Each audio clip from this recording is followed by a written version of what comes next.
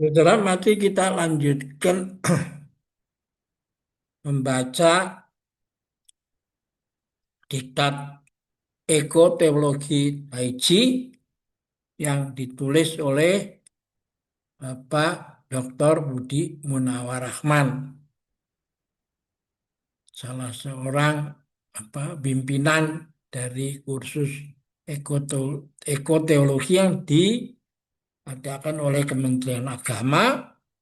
Dia adalah dosen Sekolah Tinggi Filsafat dan Paramadina. Dalam bab 22 ini judulnya adalah pendidikan ekologis dan pembentukan kesadaran tubuh. Pendidikan modern lahir dari keyakinan bahwa pengetahuan dapat dipindahkan dari satu kepala ke kepala lain. Kelas dirancang untuk mengisi pikiran. Kurikulum disusun untuk mentransmisikan informasi. Dan keberhasilan diukur melalui kemampuan kognitif yang terstandarisasi. Dalam model ini, tubuh seringkali dianggap pengganggu. Ia harus duduk diam, patuh pada jam, dan menyesuaikan diri dengan ritme institusi. Namun, krisis ekologis menunjukkan keterbatasan pendekatan ini. Pengetahuan tentang lingkungan terus bertambah, tetapi kerusakan bumi tetap berlangsung. Teologi Taiji membaca kegagalan ini sebagai kegagalan pendidikan yang mengabaikan tubuh sebagai sumber kesadaran ekologis. Kesadaran ekologis tidak tumbuh hanya dari pemahaman konseptual, tetapi dari pengalaman relasional. Seseorang tidak mencintai bumi karena hafal data iklim, melainkan karena merasa terhubung dengannya. Perasaan keterhubungan ini bersifat tubuh ya, sebelum bersifat kognitif. Anak yang bermain di tanah, merasakan hujan, dan berjalan tanpa alas kaki, mengalami memiliki pengalaman ekologis yang berbeda dari anak yang hanya mempelajari alam melalui layar. Ya, buku-buku juga loh. Pendidikan ekologi yang sejati karena itu harus melibatkan tubuh sebagai medan belajar utama. Nah, ini nih. Ini menarik ini ya. Taiji menawarkan sebuah model pendidikan yang berangkat dari tubuh tanpa menolak pikiran. Ia tidak memisahkan pengetahuan dan pengalaman, teori dan praksis. Dalam Taiji, tubuh belajar sebelum pikiran memberi nama. Tubuh merasakan keseimbangan dan ketidakseimbangan, aliran dan hambatan sebelum konsep-konsep ini dirumuskan. Pembelajaran semacam ini bersifat mendalam dan bertahan lama karena ia berakar pada pengalaman langsung. Ini penting ini. Saya mendapatkan sesuatu yang khusus karena dalam Tai Chi itu ada gerakan di mana kita sebenarnya sudah bertai chi, sudah berada di si janin bersama dengan ibu. Ya. Kita mendengarkan suara perkusi dari jantung itu dan iramanya adalah irama napas yang keluar dan masuk ya. John Dewey menegaskan bahwa pendidikan sejati adalah rekonstruksi pengalaman, bukan sekadar akumulasi informasi. Tanpa pengalaman yang bermakna, pengetahuan menjadi asing dan mudah dilupakan. Ekoteologi Taiji sejalan dengan pandangan ini. Pandangan pendidikan ekologis bukan soal menambah mata pelajaran, tapi soal menata ulang cara manusia belajar dan mengalami dunia. Tubuh bukan alat bantu belajar, melainkan pusat pembentukan kesadaran. Kesadaran tubuh adalah kemampuan merasakan diri dalam ruang, waktu, dan relasi. Ia melibatkan kepekaan terhadap napas, postur, ketegangan, dan ritme. Dalam masyarakat modern, kesadaran ini sering tumpul. Banyak orang hidup terputus dari tubuhnya sendiri, hanya menyadari tubuh ketika sakit atau lelah. Ketumpulan ini berdampak ekologis. Tubuh yang tidak didengarkan cenderung memperlakukan dunia dengan cara yang sama. Tidak peka, tidak sabar, dan eksploitatif. Tai Chi melatih kesadaran tubuh melalui gerak lambat dan perhatian penuh. Mindfulness ini. Gerak yang lambat bukan sekedar estetika, tetapi strategi pedagogis. Kelambatan memberi waktu bagi sensasi untuk muncul dan dikenali. Dalam gerak cepat, banyak hal terlewat. Orang Jawa sini sebut kebat kelewat. Ya. Dalam gerak lambat, tubuh belajar membaca isyarat halus. Pendidikan ekologis membutuhkan kelambatan semacam ini. Karena relasi dalam alam tidak dapat dibangun secara instan. Menurut Merleau-Ponty, menulis bahwa tubuh adalah subjek persepsi. Tempat dunia dihayati sebelum dipikirkan. Dunia tidak pertama-tama dipahami melalui konsep, tapi melalui sentuhan gerak dan orientasi tubuh. Pendidikan yang mengabaikan dimensi ini berisiko menciptakan subjek yang terampil secara teknis tapi miskin relasi. Waduh, dalam benar nih ya. Tai Chi mengembalikan tubuh ke pusat proses belajar, bukan sebagai objek disiplin, tetapi sebagai sumber makna. Pendidikan ekologis juga menuntut pembentukan kepekaan etis. Etika tidak tumbuh dari aturan semata, tetapi dari kemampuan merasakan dampak tindakan terhadap yang lain. Dalam Tai Chi, setiap gerak mempengaruhi keseimbangan keseluruhan tubuh. Praktisi segera merasakan akibat dari gerak yang tidak selaras itu. Pengalaman ini melatih tanggung jawab secara konkret. Jika prinsip ini diperluas, pendidikan ekologis dapat membantu manusia merasakan dampak ekologis tindakannya. Bukan hanya memahami secara abstrak. Nah inilah mengapa Vimalakirti dalam Nirdesa Sutra mengatakan kalau dunia menderita, saya ikut menderita. Kalau manusia sakit, saya ikut merasa sakit. Ya. Jadi bukan karena membaca data-data statistik, bukan. Ya, mengalami itu. Emmanuel Levinas menekankan bahwa etika lahir dari keterpaparan terhadap yang lain, bukan dari kalkulasi rasional semata. Dalam konteks ekologis, yang lain tidak hanya manusia, tapi juga makhluk hidup dan ekosistem. Kesadaran tubuh membantu membuka keterpaparan ini. Tubuh yang peka lebih mudah tersentuh oleh penderitaan makhluk lain dan kerusakan lingkungan. Pendidikan ekologi yang berpusat pada tubuh, karena itu memiliki potensi etis yang besar. Tai Chi juga menawarkan kritik terhadap pedagogi kompetitif. Banyak sistem pendidikan mendorong persaingan, peringkat, dan evaluasi yang menekan. Logika ini sering menciptakan kecemasan dan keterasingan. Dalam jangka panjang, ia membentuk subjek yang melihat dunia sebagai arena kompetisi.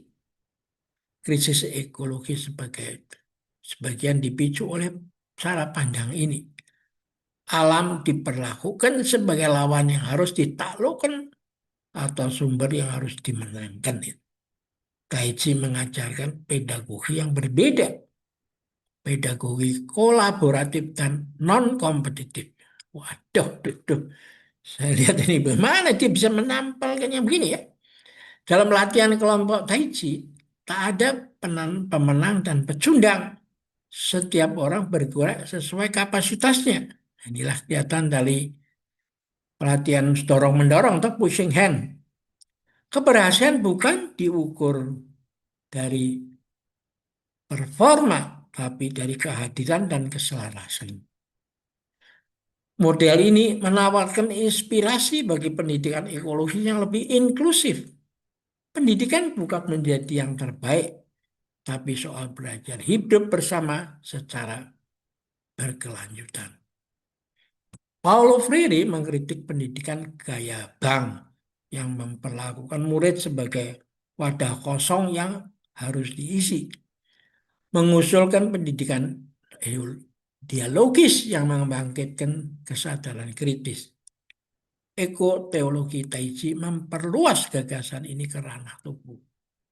Dialog tidak hanya terjadi melalui kata, tapi juga melalui gerak dan keheningan. Tubuh berdialog dengan ruang, dengan tanah, dan dengan napas.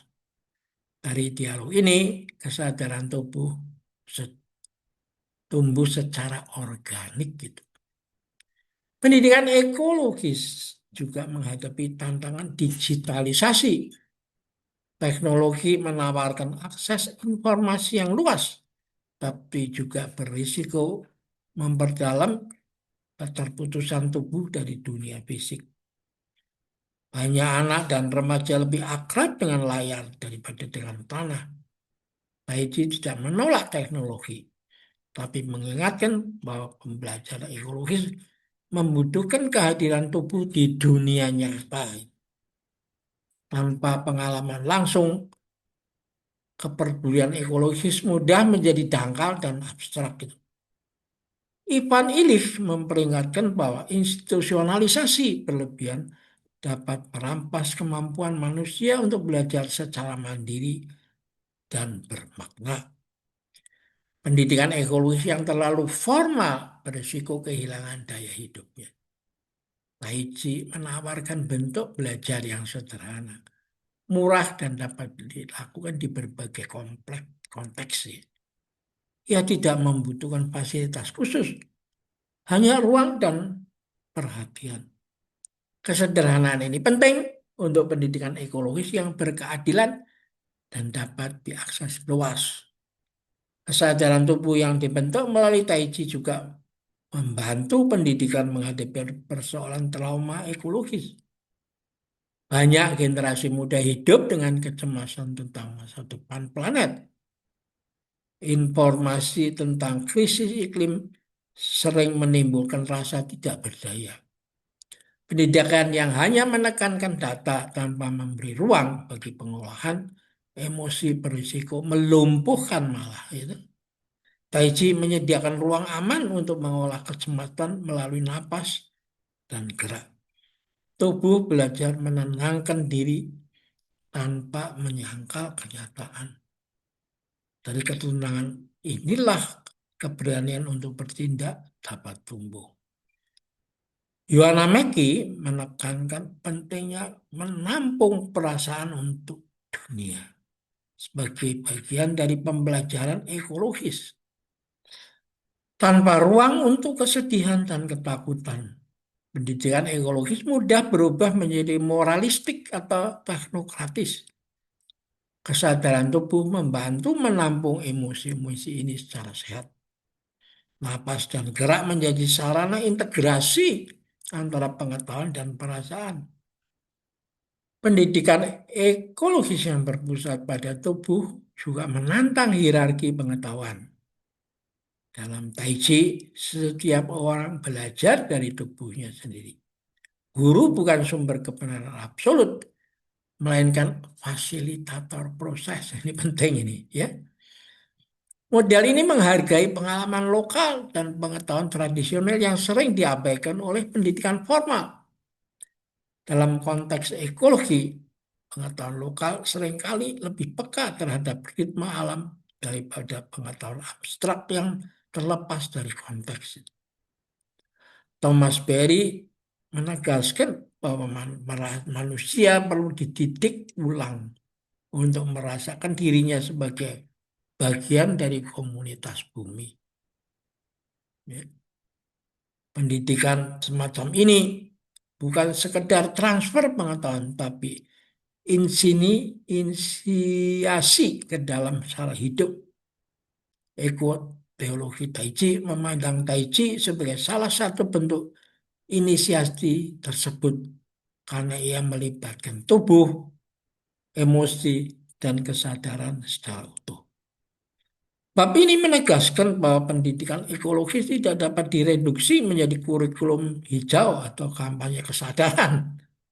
Ia menuntut transformasi cara belajar yang lebih mendalam. Kesadaran tubuh adalah fondasi transformasi ini. Tubuh yang peka, kesadaran ekologis akan tetap rapuh dan mudah tergeser oleh kepentingan sesaat. Ya, tanpa tubuh yang peka, kesadaran ekologis akan tetap rapuh dan mudah tergeser oleh kepentingan sesaat. Tai Chi menawarkan sebuah pedagogi yang tenang, bukan radikal. Ia tidak berteriak, tetapi membentuk. Ia tidak memaksa, tapi mengundang dalam gerak yang lambat dan perhatian yang lembut. Generasi yang hidup di tengah krisis planet dan dapat belajar kembali bagaimana menjadi manusia yang hadir, peka, dan bertanggung jawab. Dari pendidikan semacam inilah harapan ekologis dapat bertumbuh bukan sebagai ide, tapi sebagai cara hidup.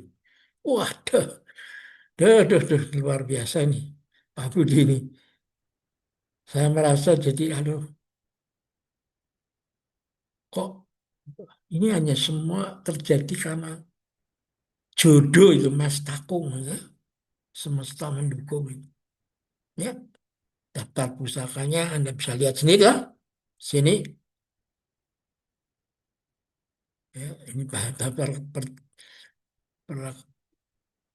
pustaka yang menggabungkan antara ilmu-ilmu modern dengan ilmu-ilmu kuno dari Lao Tzu maupun Chuang Tzu, ya, yang dia banyak kutip, ya. Sungguh satu buku apa diktat yang tipis tapi mencerahkan itu. Ya. Oke, kita akhirin dulu pertemuan sini dan sampai jumpa lagi dalam pertemuan berikutnya.